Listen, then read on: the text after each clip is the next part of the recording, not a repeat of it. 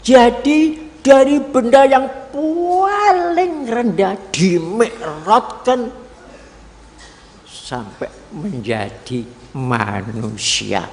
Berliannya alam semesta, berlian hidup, berlian berpikir, maka disebut khalaqa, telah menjadikan insan manusia min dari alat darah yang beku, darah yang, jadi dari darah yang beku sampai makhluk tingkat tertinggi itu namanya mi'raj. Mi'raj itu artinya naik yang memakai tingkatan-tingkatan, itu namanya mi'raj. Jamaknya ma'arij, minallahi dzil ma'arij. Berapa tingkat?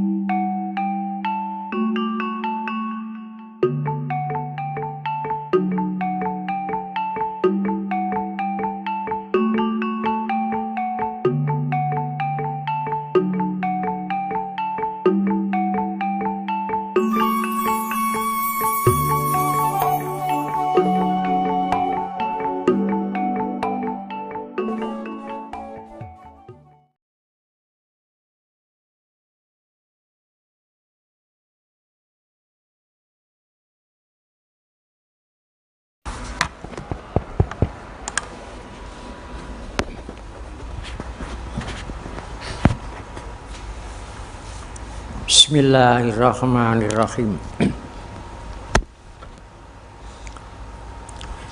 Alhamdulillahirabbil alamin. Al-qailu fi kitabihil karim. Ar-Rahmanu 'allamal Qur'an.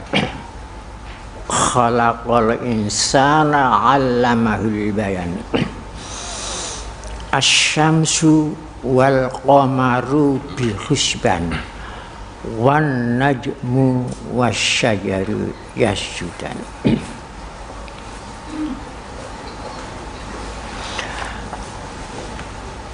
Qala sallallahu alaihi wasallam, hubbul waton minal iman.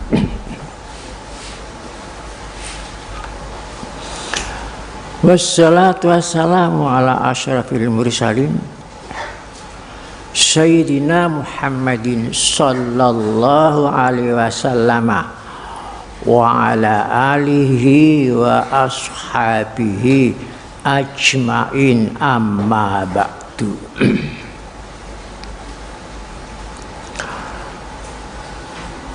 Hadirin wal hadirat, hamba-hamba Allah yang dicintai oleh Allah Ta'ala.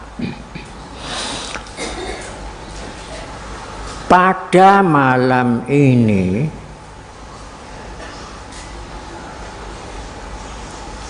hari peringatan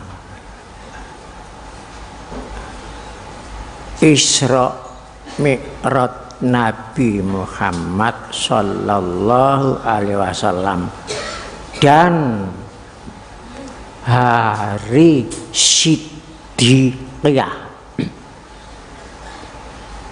Hari Siddiqiyah itu identik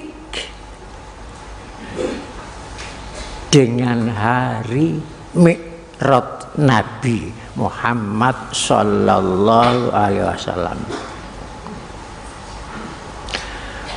Karena nama Siddiqiyah itu dari kata siddiq, dan siddiq itu gelarnya sahabat Abu Bakar. Sahabat Abu Bakar menerima gelar siddiq karena satu-satunya sahabat paling awal menerima kebenaran Isra Mi'raj. Oleh sebab itu hari Siddiqiyah itu identik dengan hari Isra Mi'rajnya Nabi besar Muhammad sallallahu alaihi wasallam. Tarekat Siddiqiyah bahagian dari ilmu tasawuf. Saya ulangi, tarekat Siddiqiyah itu bagian dari ilmu tasawuf. Oleh sebab itu pada malam ini keterangan Mi'raj Nabi memakai versi tasawuf, tidak seperti biasa yang diterangkan oleh penceramah Isra Mi'raj. Saya ulang lagi, pada malam ini saya akan menerangkan Isra Mi'raj tetapi versi tasawuf, bukan versi ilmu fikih atau ilmu kalam. Harap dimaklumi.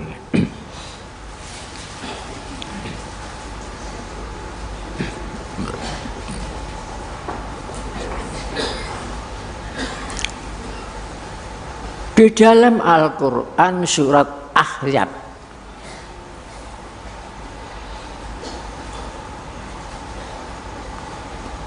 ada ayat yang menerangkan laqad kana lakum fi rasulillahi uswatun hasanah liman kana yarjullaha wal yaumal akhir wa dzakarallaha katsira. Rasul itu contoh, uswatun hasanah, contoh yang baik. Siapa yang dicontohi itu?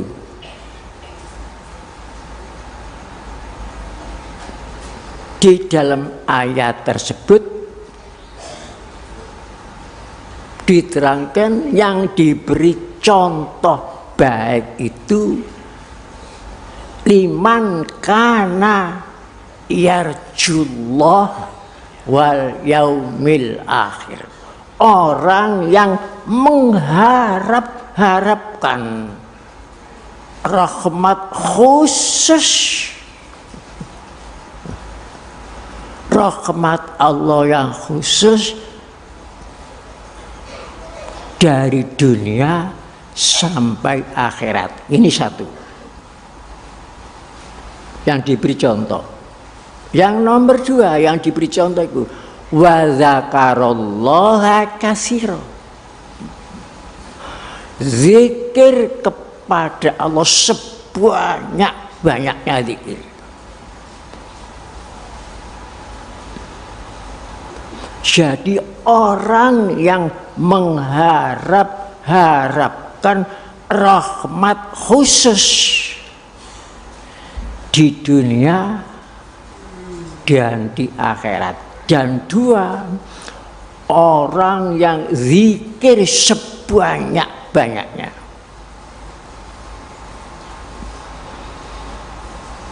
Rahmat Allah itu ada dua macam. Rahmat Allah yang umum sebagaimana diterangkan dalam surat Al-A'raf, wa rahmati wasi'at kulla syai'in. rahmatku meliputi segala sesuatu. Itu rahmat umum.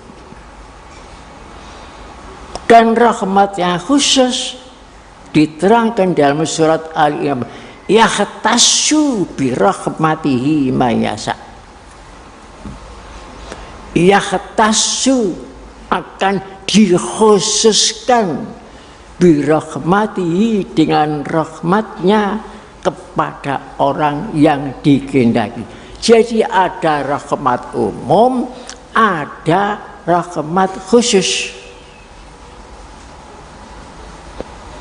Dan yang diberi contoh oleh kehidupan Rasul itu pertama orang yang mengharapkan rahmat khusus, bukan rahmat umum. Nomor 2, wa dzakarallaha katsira. Dan ingat kepada Allah, zikir kepada Allah sebanyak-banyaknya. Berapa banyaknya zikir? Yang dimaksud bukan nyebut namanya Allah sampai ribuan, 12.000, bukan itu. Yang dimaksud zakarullah katsir. Yang dimaksud itu zakarullah katsir itu orang yang cinta kepada Allah. Begitu keterangan hadis Nabi. Bukan satu majelis sampai zikir nyebut Allah atau la ilaha sampai ribet, bukan itu yang dimaksud. Cinta kepada Allah.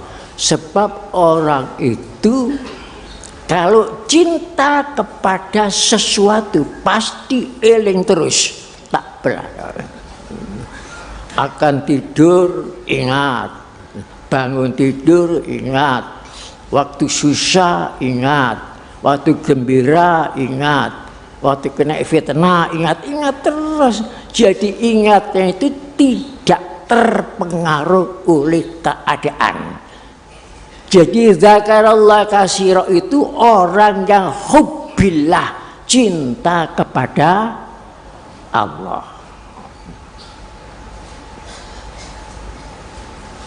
Dan contohnya Rasulullah uswatun hasanah. Dan yang diberi contoh dua orang itu, Isra Mi'raj termasuk contoh.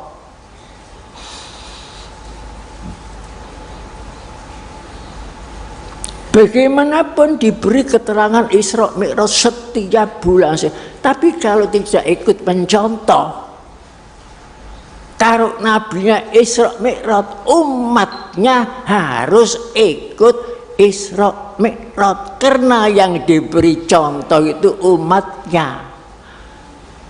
Mengapa diberi contoh? Karena supaya dicontoh.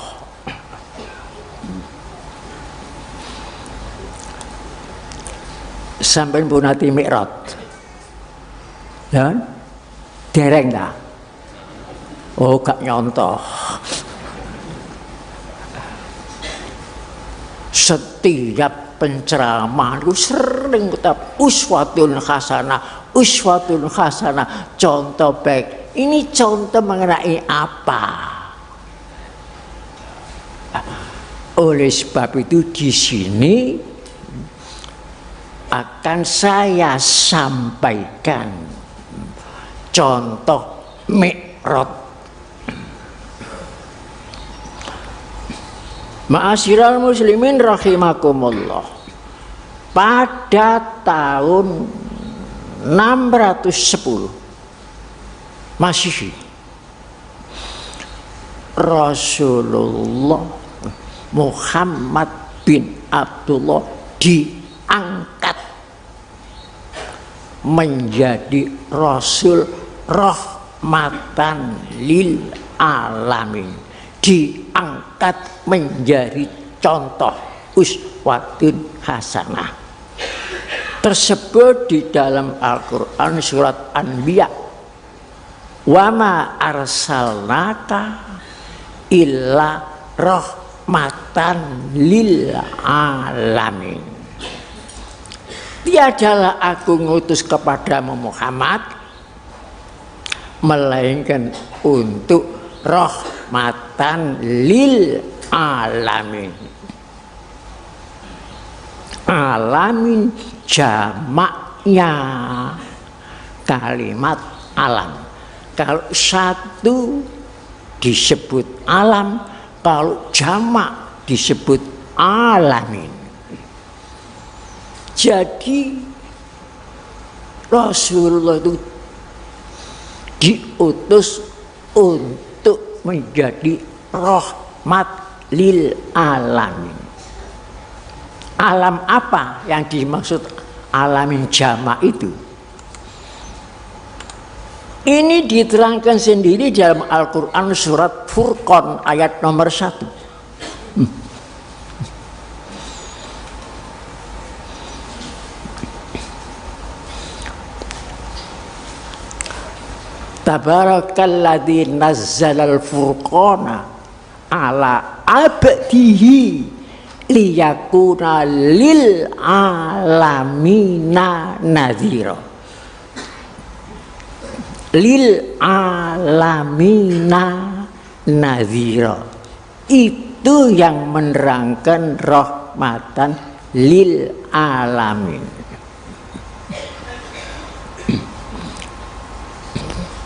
Maha barakah Allah yang telah menurunkan Furqan. Furqan itu kitab Quran. Ala abdi, atas hambanya. Liyakuna, supaya lil alamina nadhira, supaya alam manusia itu bisa menerima peringatan. Kan alam banyak, ada alam tumbuh-tumbuhan, ada alam hayawan, ada alam benda batu. Apakah bisa batu menerima naziro? Apakah bisa gudel itu menerima naziro? Tidak bisa. Yang bisa menerima naziro itu alamin manusia. Mengapa manusia dikatakan alamin?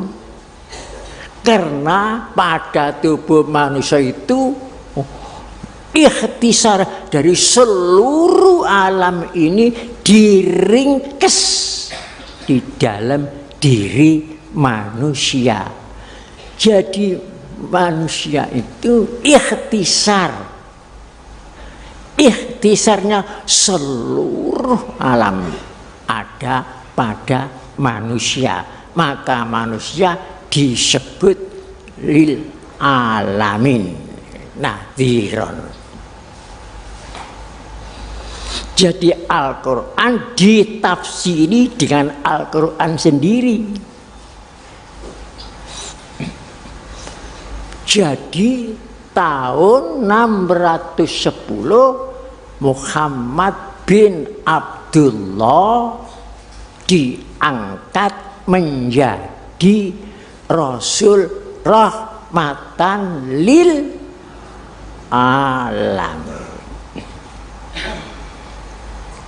Surat pengangkatannya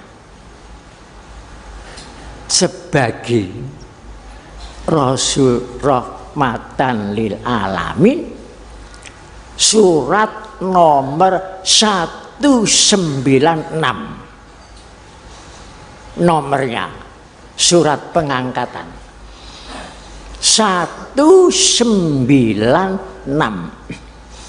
Satu, karena turunnya paling awal.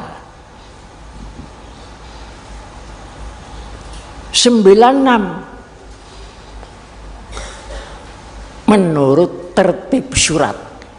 Judulnya surat pengangkatan surat Alaq. Jadi surat Alaq itu turun paling awal, tidak ada yang mendahului. maka nomornya nomor turun 1. Tetapi di dalam Al-Quran diberi nomor 96. Apa rahasianya itu? Jadi nomor itu juga dari wahyu ilahi, bukan dari Muhammad, bukan dari para sahabat.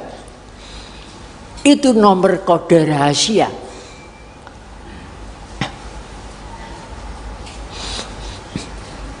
Satu 96. Kalau 19 dikalikan 6 jumlahnya 114. Jumlah surat seluruh Al-Quran itu hanya 114. Jadi 19 kali 6.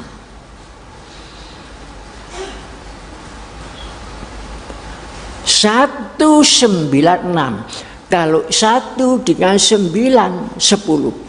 1 dengan 6 7. 10 dengan 7 17. Turunnya itu di tanggal 17 Ramadan.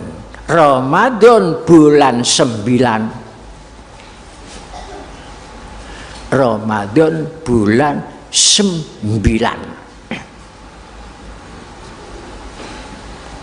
Di angka-angka tersebut kalau dicari jumlahnya surat Al-Quran, jumlahnya kitab suci Al-Quran itu semuanya ketemu. Sampai jumlahnya ayat Al-Quran itu berapa ribu, ketemu semua di situ.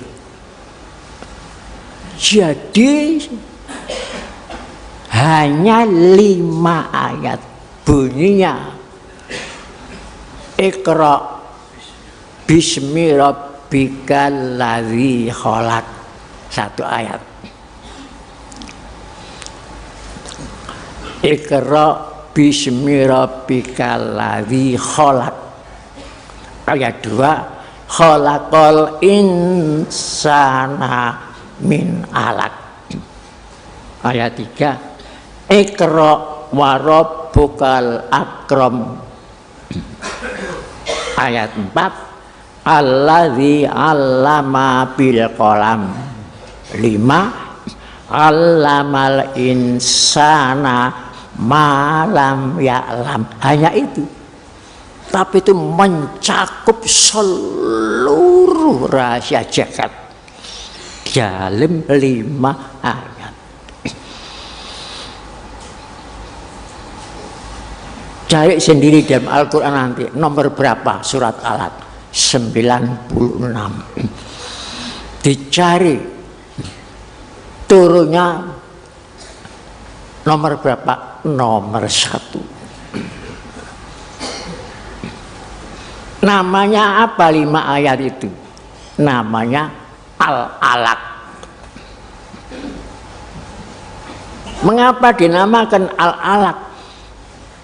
Karena diambilkan dari ayat nomor 2. Khalaqal insana min alaq. Makanya dinamakan surat Alaq, bukan surat Iqra. Apa alaq itu artinya? Alaq itu darah beku. Darah beku yang menjijikkan. Alaq. Darah yang paling rendah, beku. Kalau melihat jijik.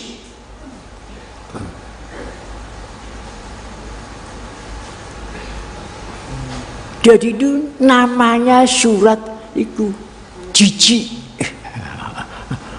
Surat darah beku.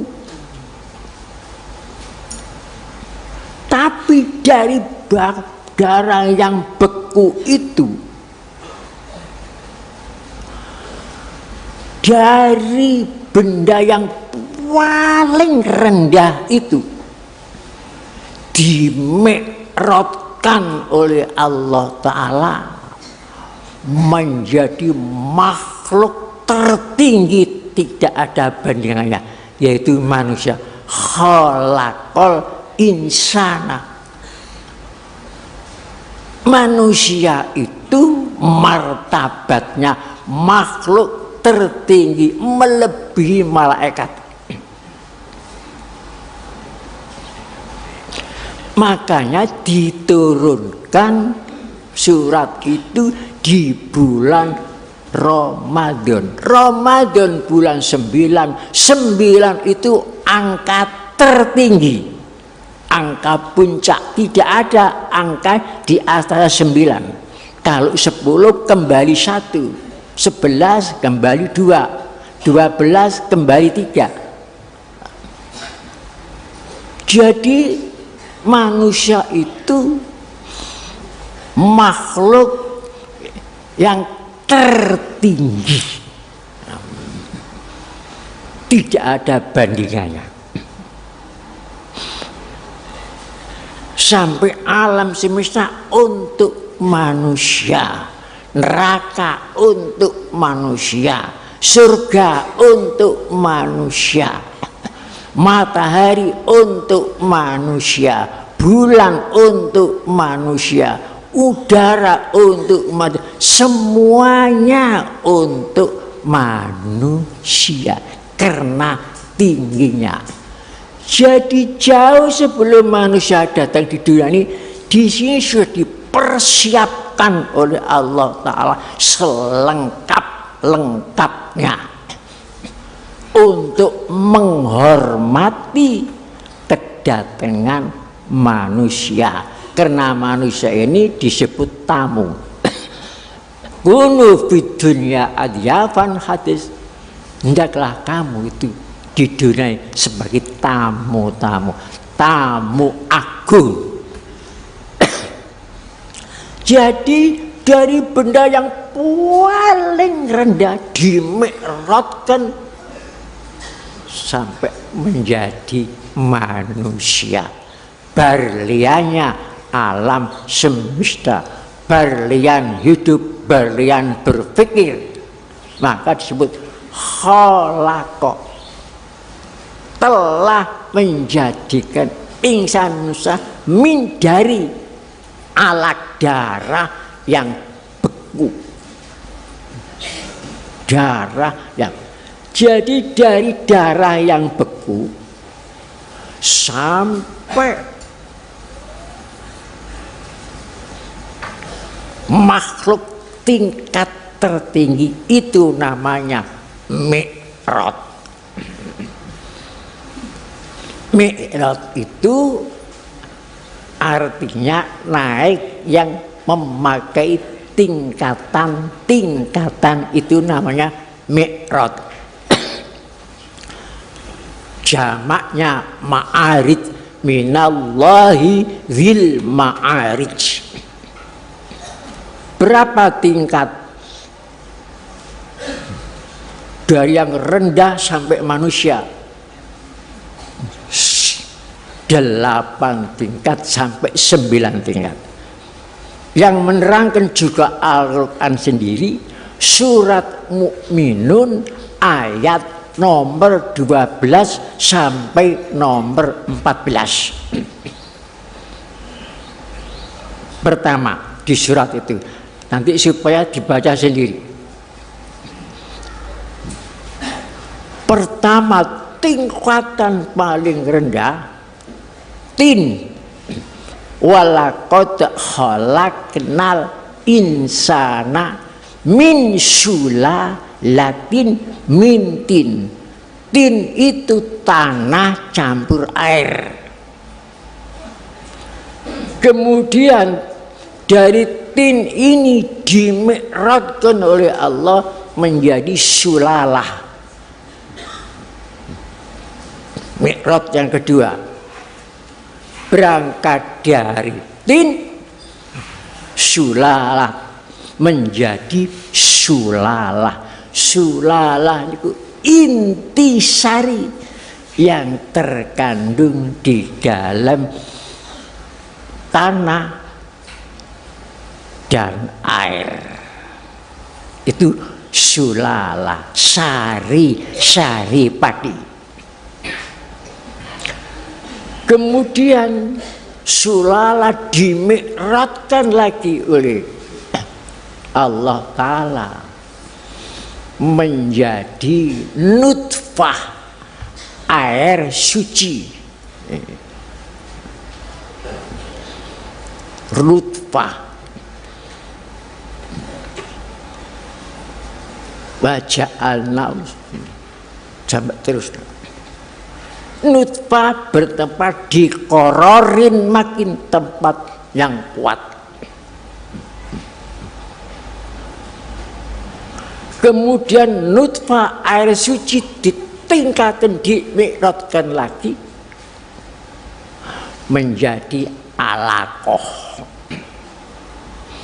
Alaqah itu darah beku. Dari air suci, air manis sperma menjadi darah yang beku, alaqah. Kemudian alaqah itu dimi'ratkan lagi menjadi mudghah, sepotong daging. Mudghah dimi'ratkan lagi sampai menjadi idhoma, tulang. Tulang dimi'ratkan lagi sampai disebut kasaunal idhoma lahma. Tulang dibungkus daging. Dari tulang dibungkus daging dimi'ratkan lagi. Summa angsalnau khalqan akhar, menjadi makhluk yang lain. Sudah lengkap roh dan jasmani, ditingkatkan lagi. Tabarakallah ahsanul khaliqin, yaitu manusia yang lengkap dengan panca inderanya.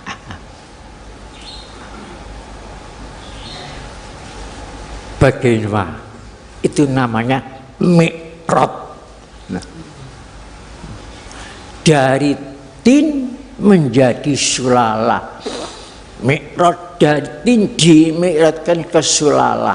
Sulala dimi'ratkan lagi, lebih tinggi lagi menjadi nutfah. Nutfah dimi'ratkan lagi oleh Allah Ta'ala menjadi alaqah. Alaqah dimi'ratkan lagi oleh Allah Ta'ala menjadi mudghah. Mudghah dimi'ratkan lagi terus sampai tingkat 9 jadi manusia.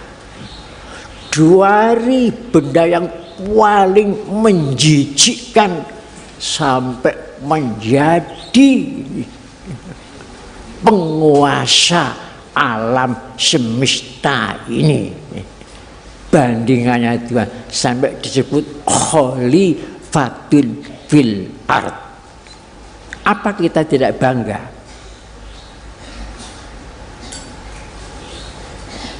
Kita tidak merasa kalau kita ini dimi'ratkan. Kenapa tidak merasa? Kesadaran kita rendah. Dituntun, diberi contoh oleh Rasulullah. Jadi bagi orang tasawuf kebanggaan paling dibanggakan itu menjadi makhluk manusia. Nah, dari kebanggaan naik kepada kecintaan, cinta kepada yang menciptakan, cinta kepada yang memi'ratkan.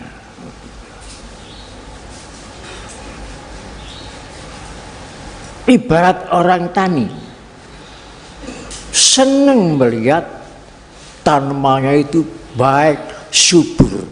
Cinta itu harus ditingkatin lagi. Dari cinta kepada tanaman padi yang baik, naik mi'raj kepada cinta kepada yang menciptakan padi. Kalau kita cinta kepada anak, harus kita tingkatin lagi cinta kita. Kita mi'rajkan cinta kepada yang menciptakan anak. Kalau kita cinta kepada istri, tingkatkan lagi kepada cinta yang membuat seorang istri. Kalau kita cinta kepada tanah air, tingkatkan lagi sampai cinta kepada zat yang menciptakan tanah air. Itulah sebabnya orang yang ingin masuk tarekat Siddiqiyah wajib cinta tanah airnya. Orang Indonesia masuk tarekat wajib cinta tanah air Indonesia. Orang Malaysia masuk tarekat wajib cinta kepada tanah air Malaysia. Orang Kanada ada yang masuk Siddiqiyah, tapi harus cinta kepada tanah air Kanada. Mengapa harus cinta kepada tanah air? Karena tanah air, segala tanah air ini bukan ciptaan, bukan warisan kakek buyut kita. Ini anugerah. Tanah air itu anugerah dari Allah Ta'ala, realisasi perwujudan dari cinta kasih Allah kepada kita. Jadi tanah air kita, tiap-tiap tanah air itu perwujudan pangejowantahan, fakta bicara kecintaan Allah kepada kita. Kalau kita cinta kepada tanah air, cinta kita bertemu dengan cinta Allah. Karena tanah air itu perwujudan dari cinta Allah kepada kita, kemudian kita cinta kepada tanah air, maka cinta kita ketemu dengan cinta Allah. Kalau sudah ketemu dengan cinta Allah, naik cinta kita kepada Allah, hubbillah.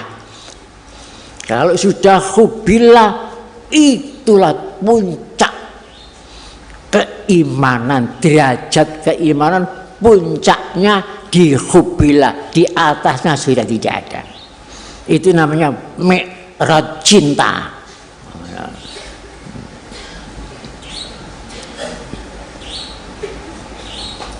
Kalau cinta kita sudah ketemu dengan cinta Allah, itu namanya diistilahkan manunggalnya kawula dengan Gusti. Cinta kawula manunggal dengan cinta Gusti. Makanya hadisnya bunyinya hubbul waton minal iman. Hubbul waton minal iman. Hadis itu di dalam kitab hadis Durarul Muntasyirah, artinya berlian yang tertabur. Durar berlian, muntasyirah tertabur. Hubbul waton minal iman. Mengapa didahului kata-kata hubbu? Iman di belakang, hubbul waton minal iman. Kalau tidak ada hubbu, bahaya. Makanya saya membuat organisasi persaudaraan cinta tanah air itu Kata saudara, persaudaraan, saya tambah kata cinta, persaudaraan cinta. Kalau tidak ada cinta, bisa perang saudara. Ini dunia membuktikan.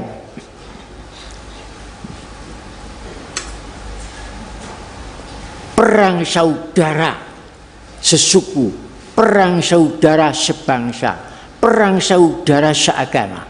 Karena cintanya tidak ada. Bagaimana dalam Islam Sunni dengan Syiah, berapa korbannya? Perang saudara. Bagaimana Hindu dengan Buddha, jutaan korbannya, padahal saudara. Begitu pula Katolik dengan Protestan, jutaan korbannya. Karena tidak cinta, hanya saudara. Kadang saudara satu bapak ibu ton juga bertengkar, bertolak belakang, berbelah rotan, bertolak belakang. Karena tidak ada cinta. Makanya dalam hadis itu didahulukan hubbu, cinta, waton, tanah air, minal iman, bagian dari iman. Cinta tanpa iman, cinta buta, cinta kopok, picek dan kopok. Iman tanpa cinta, iman yang lemah, tak mampu menghadapi cobaan kesenangan dan tak mampu menghadapi cobaan penderitaan. Kalau iman tanpa cinta,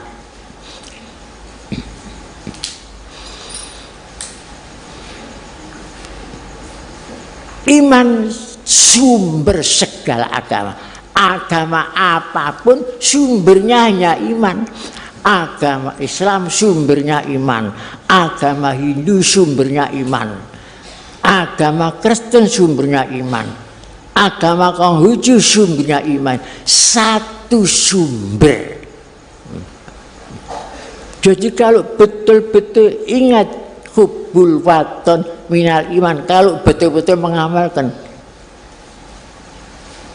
toleransi umat beragama tinggi.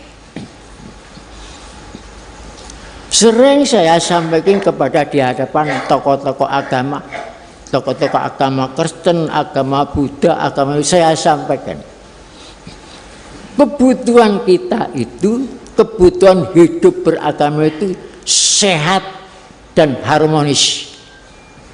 Ini kebutuhan. Untuk sehatnya tiap-tiap agama harus pegang prinsip masing-masing. Islam harus memegang prinsip Islam, Hindu pegang prinsip Hindu, Buddha pegang prinsip Buddha, Konghucu pegang prinsip Konghucu. Tanpa megang prinsip beragama tidak sehat. Tetapi prinsip jangan sampai mengorbankan toleransi. Tanpa toleransi tidak harmonis.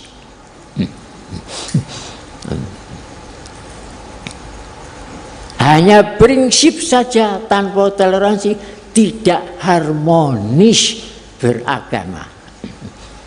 Toleransi saja tanpa prinsip tidak sehat. Jadi harus sehat dan harmonis, harmonis dan harus sehat. Jadi toleransi umat beragama, bukan toleransi agama, toleransi umat beragama. Lakum dinukum wali yadin, itu toleransi umat beragama. Hormat menghormati, harga menghargai. Ingat mengingatkan, tolong menolong. Itu muncul dari hubbul waton minal iman. Cuma 4 kalimat itu, hubbu waton minal iman. Tapi itu tambang berlian, tambang emas. Kalau digali tidak akan ada habis-habisnya, akan menimbulkan keajaiban. Maka dalam hadis Dirarul Muntasirah dikomentari, hubbul waton minal iman maknahu sahihun ajibun. Maknanya sahih dan bisa menimbulkan keajaiban.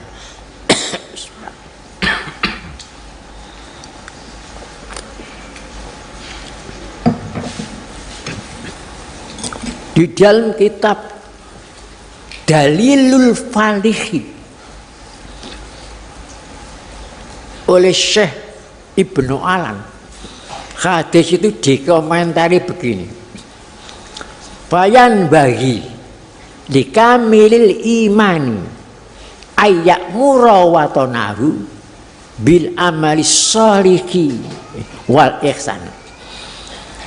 Bayan bagi sayogianya, semestinya likamilil iman, bagi orang yang sempurna imannya, ayyak murawatonahu, harus memakmurkan tanah airnya, dimakmurkan bil amali sholihi, dengan amal soleh, perbuatan-perbuatan yang baik, wal ihsan, dan sosial yang merata. Itu komentar dalam kitab Dalilul Falihin, syarahnya kitab Riyadhus Sholihin, ngomentari terhadap hadis hubbul waton minal iman.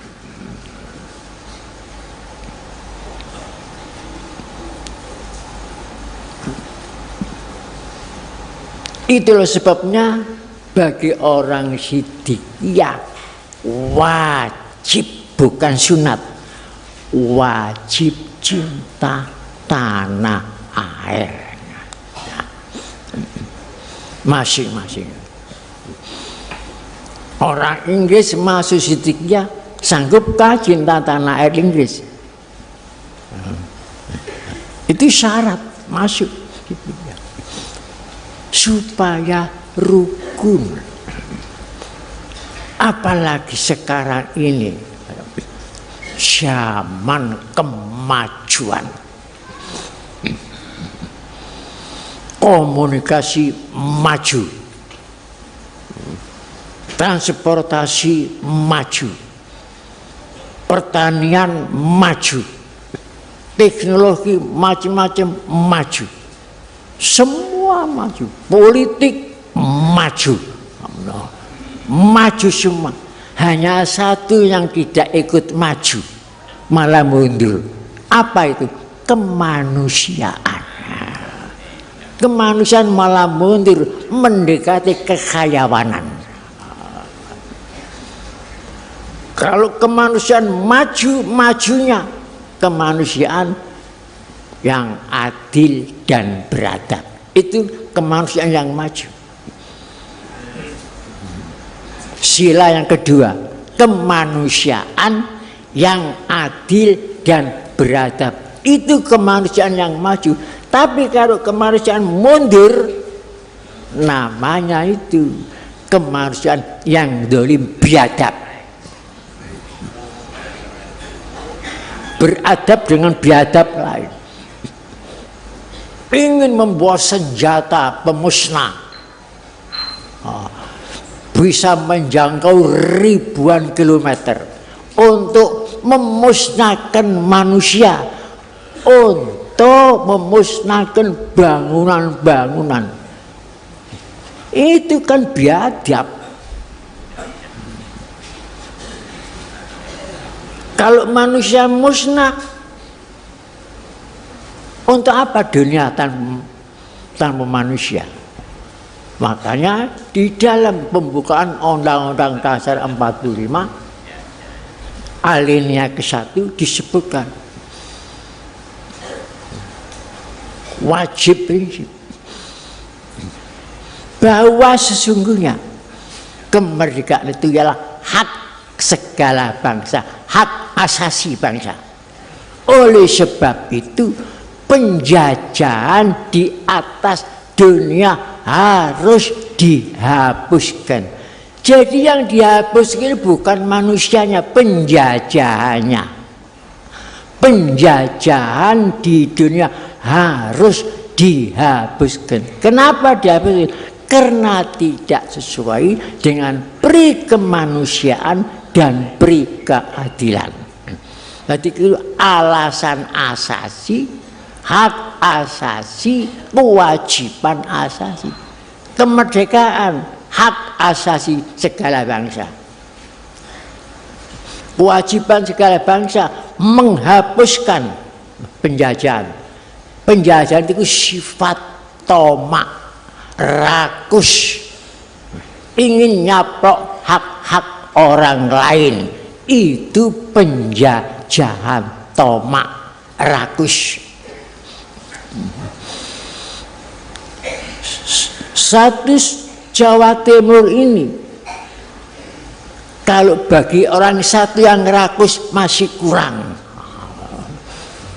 Sifat rakus itu diberi sedikit tidak mau nerima, diberi sebanyak-banyaknya tidak pernah puas, kalau perlu alam diuntal. Itu sifat rakus. Bathara Kala, kewayangannya namanya Bathara Kala. Bathara itu penguasa kala waktu pumpung kuasa. Alas-alas diuntal, kaspal diuntal. Itu Bathara Kala itu. Muga-muga mawon mboten kathah Bathara Kala. Nek ten kuwayangan niku enten maneh niku dasa muka. Dasa iku 10 sedasa. Muka niku rai moka. Mokae 10, sirahe 10, matane 20, kupinge 20, cangkeme 10. Siji cangkem siji lisan itu ada yang makan hutan. Pangai. Jadi menune dasa muka itu dalam kitab wayangan ini saya hitung 130 menu. Semuanya tidak ada yang kaspe. Menungso. Jadi dasa muka itu orang yang serakah itu mulai tangisan tidur mesti siapa yang saya makan, bukan makan apa, makan siapa. Makan siapa ya mangan wong. Jatahe wong pirang-pirang apa dikorupsi. Akhirnya mangan apa. Jadi sing dikorupsi niku darahe wong, mestine kanggo jatah wong pirang ewu dikorupsi. Jadi darah ini kok diisap. Ini kok orang rakus. Maka hadis menerangkan iyyakum wat-tama'a fa innahu hadir fakrul hadir. Kamu harus hati-hati, jauhilah dengan sifat tamak. Karena sifat tamak itu mendatangkan pekir. Niku sifat tamak.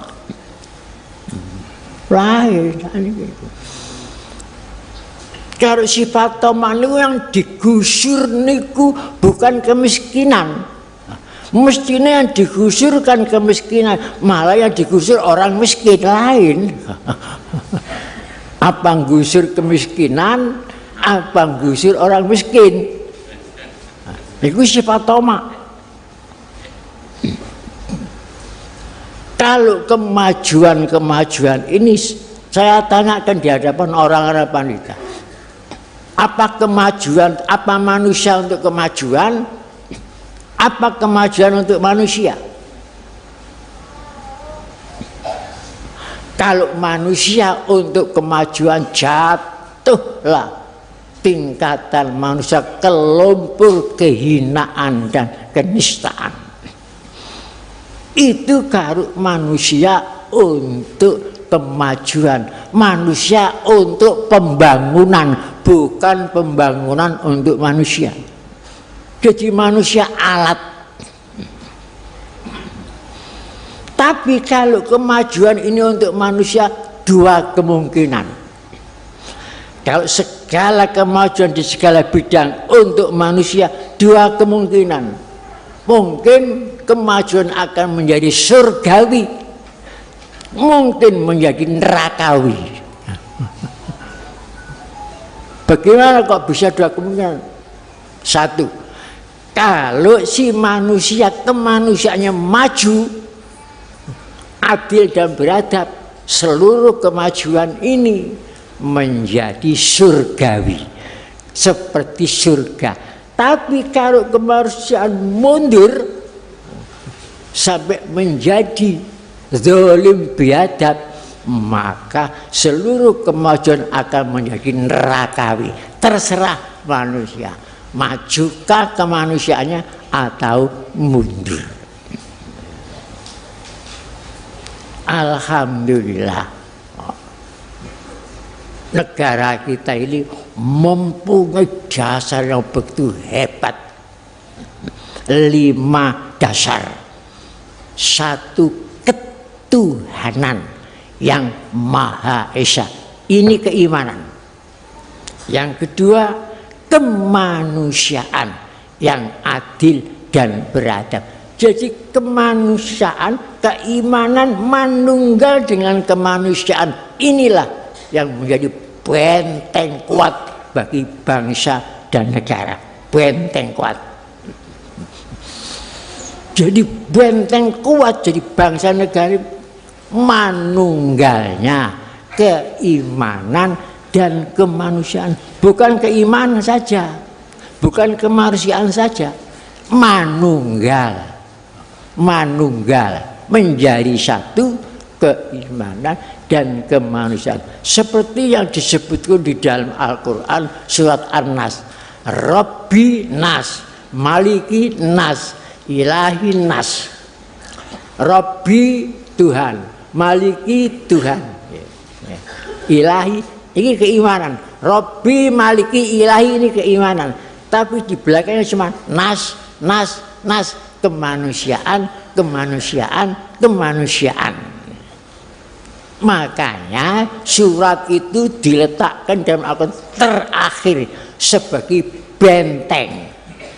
Makanya bunyinya a'udzu, aku berlindung. A'udzu, aku berlindung. Kul a'udzu birabbin nas, malikin nas, ilahin nas. Aku berlindung kepada manunggalnya keimanan dan kemanusiaan.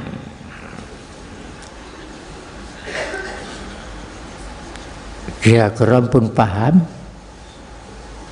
Lo kok ndamblong? Kok sepi?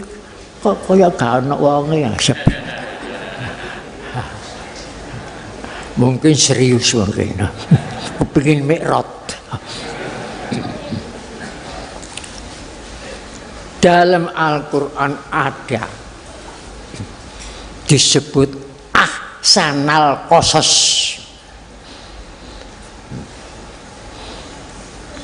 Cerita yang paling baik. Ahsanal qasas. Inna auhayna ilaika ahsanal qasas. Cerita cinta yang paling baik. Al-Quran di surat Yusuf Ahsanal Qososi. Bagaimana ceritanya? Hebat. Pada waktu dahulu di Mesir itu ada orang yang paling cantik sak Mesir, tak ada bandingannya, Zulaikha. Dan ada orang laki-laki yang paling bagus, tak ada bandingannya, Yusuf. Coba, yang satu paling bagus, yang satu paling cantik. Kebetulan si Yusuf itu menjadi pelayani Raja Qutfirul Aziz atau Perdana Menteri Qutfirul Aziz. Dan Zulaikha itu istrinya Qutfirul Aziz. Sing ganteng sebagus si ayu ketemu satu rumah. Tapi Yusuf tidak terpesona oleh ayune Zulaikha. Si Zulaikha terpesona oleh gantengnya Yusuf. Bertolak belakang ini. Yusuf tidak melayani. Bagaimana supaya bisa merayu Yusuf? Oleh karena pelayan, Yusuf diminta benakno spray untuk kamar pribadi ini. Ya gak gelem sih. Tapi berhubung niku wong pelayan, terpaksa kena. Saking gak kuati pas benakno apa-apa nang kamar lama dikunci. Karo Zulaikha supaya ngelayani asmaranya Zulaikha. Yusuf tidak mau, lari dikejar, digandoli kelambine sing mburi bedah. Kalau sing ngarep kan dicakar. Tapi sing mburi bedah jelas sing gandoli iku Zulaikha. Keluar Qutfirul Aziz teko Perdana Menteri. Murid-murid, macam-macam. Ini supaya Yusuf ini akan gonjak saya, supaya dibui saja. Alasannya pada DE loh sing anu. Nah, ini kan sebelah, coba dilihat saja. Kemudian anak kecil yang masih dalam susuan itu bisa berkata, kalau bajunya Yusuf itu yang sobek di depan, itu Yusuf itu yang salah, dikeraya karo Zulaikha. Tapi kalau bajunya Yusuf yang di belakang itu yang bedah, itu yang salah Zulaikha, digandoli. Niku bayi didelok mboten dibuktekno sing bedah mburi salah Zulaikha iki. Lah kemudian Yusuf itu mohon kepada Allah, lebih senang saya kalau dalam penjara daripada mencoba diuber-uber Zulaikha. Akhirnya dibui lamanya 7 tahun. Gak salah nih udah. Perkara niku nolak cinta itu dibui 7 tahun.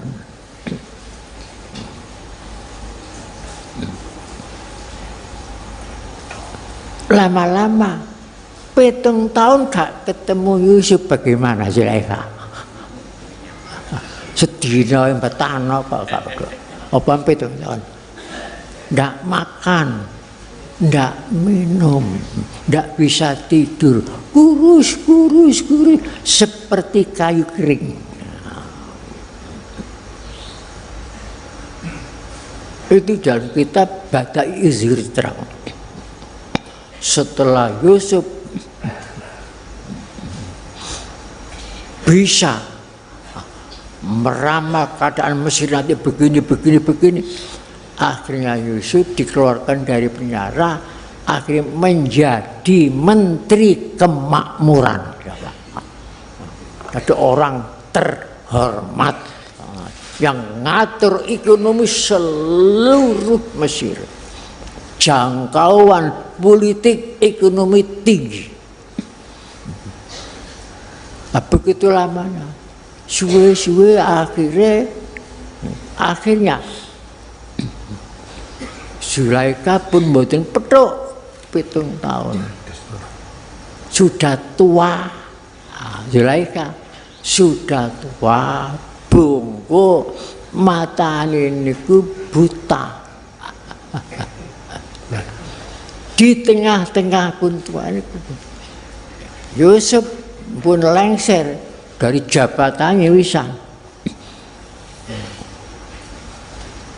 Wahyu teko supaya Yusuf bertemu dengan Zulaikha. Waktu Mesir konek bencana larang pangan, sampai Zulaikha itu mencari makanan, dituntun. Nah, karena 7 tahun bukan udan, tidak ada hujan 7 tahun. Dituntun kepada pelayani, cari makanan. Pokoknya megang gudang-gudang semuanya itu adalah Yusuf. Jadi yang ngatur ekonomi seluruh Mesir waktu itu Yusuf. Dan Yusuf tahu bahwa yang datang itu mencari makanan itu Zulaikha, tahu. Tapi Zulaikha tidak tahu bahwa itu Yusuf.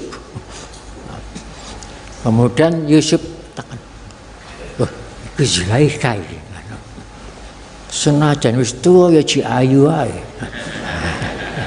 Anjene mata. Tanya, apa kamu Zulaikha? Naam, betul saya Zulaikha. Jadi tidak tahu yang tanya itu Yusuf, tidak tahu. Betul. Mana kecantikanmu yang mempersona seluruh Mesir? Sudah tidak ada, sudah meninggalkan saya. Saya sudah tidak cantik lagi.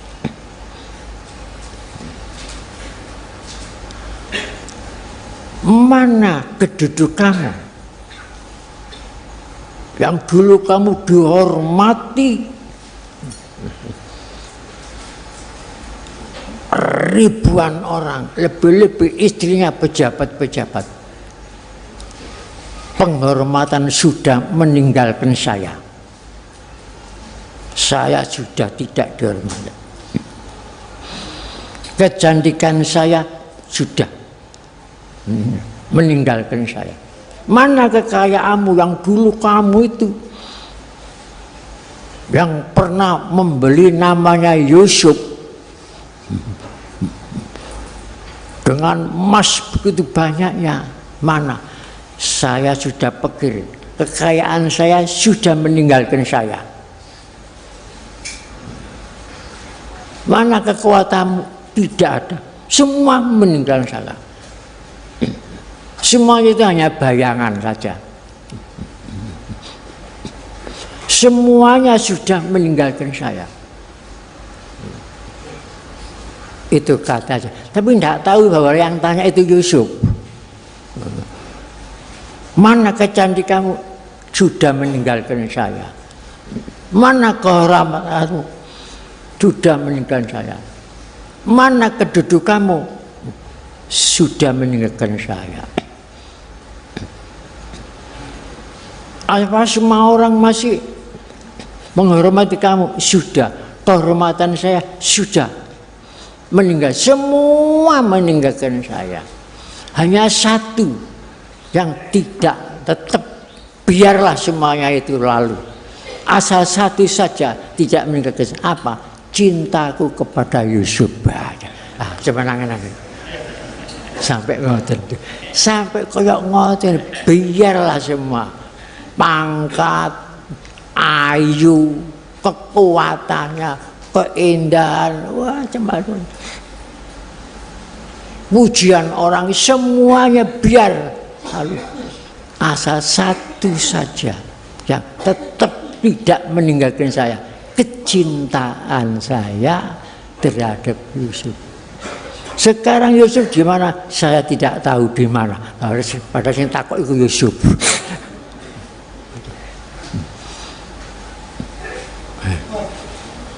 Mengapa kamu kok sampai begitu cintamu terhadap Yusuf? Yusuf itu orang bagus luar dalam. Luar bagus, dalam bagus. Kenapa bagus? Saya dapat firasat itu calon nabi.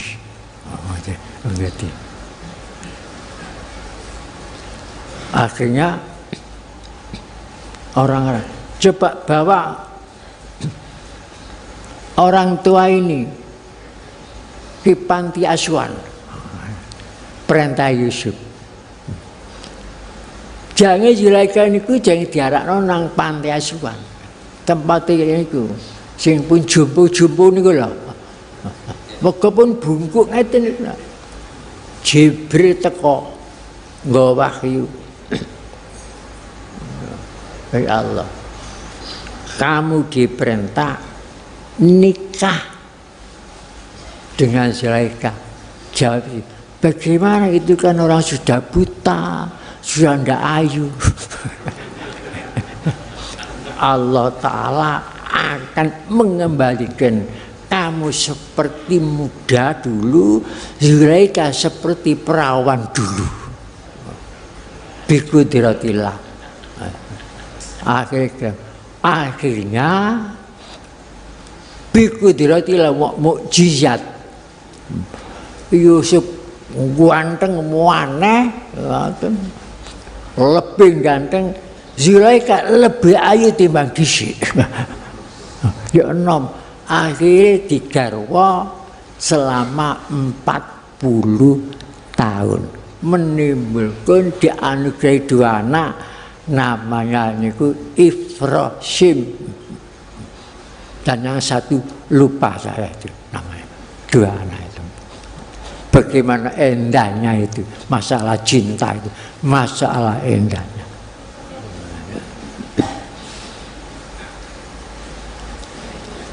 Lain orang tidak dapat, orang desa mae wong desa, apake wong desa, anake di sekolah no kutha tinggi sekolahane. Siji waktu ibune karo bapakne niku kepingin nyambagi, bangga kalau anake iku menjadi orang modern nang kutha. Wah, pas anake ketemu ngomong-ngomong dengan kancane, mungkin dengan bahasa asing, wes-wes karo. Mbak ini ku nunggoni nek isere wit-witan ngenteni ngomong-ngomong sak kancane niku lho. Padha mahane, maha apa? Maha siswa apa siswi? Guru ndomblong, seneng ana. Kemudian takon kancane, iku siapa mbak? Yang dibawanya pohon itu. Jangan muni ibu ini diganti babu.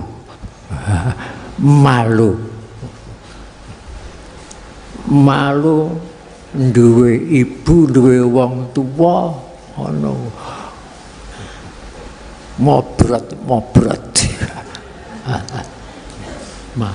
Itu babu. Mboten ibu, babu.